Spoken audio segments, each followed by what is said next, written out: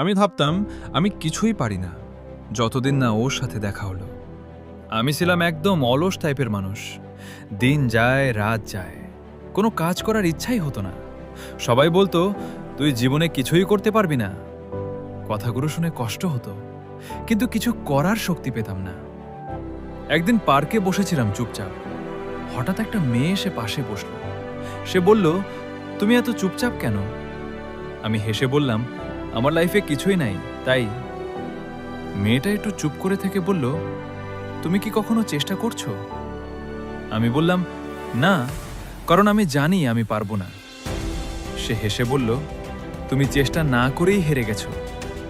তারপর সে একটা কথা বলল, যেটা আমার লাইফটাই চেঞ্জ করে দিল। দেখো, হারার ভয় থাকলে কখনো জেতা যায় না। ছোট করে শুরু করো, কিন্তু শুরুটা করো।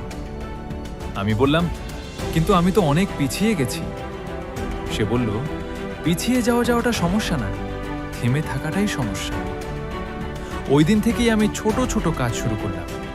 প্রতিদিন একটু একটু করে বদলাতে লাগলাম। কেউ বিশ্বাস করেনি, কিন্তু আমি থামিনি। কিছুদিন পর আমার লাইফ সত্যি সত্যি বদলাতে শুরু করলো।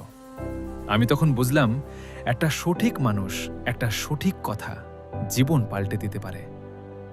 আজও আমি জানি না মেয়েটার নাম কি ছিল, কিন্তু সে আমাকে শিখিয়ে গেছে, নিজেকে বিশ্বাস করলেই সব সম্ভব।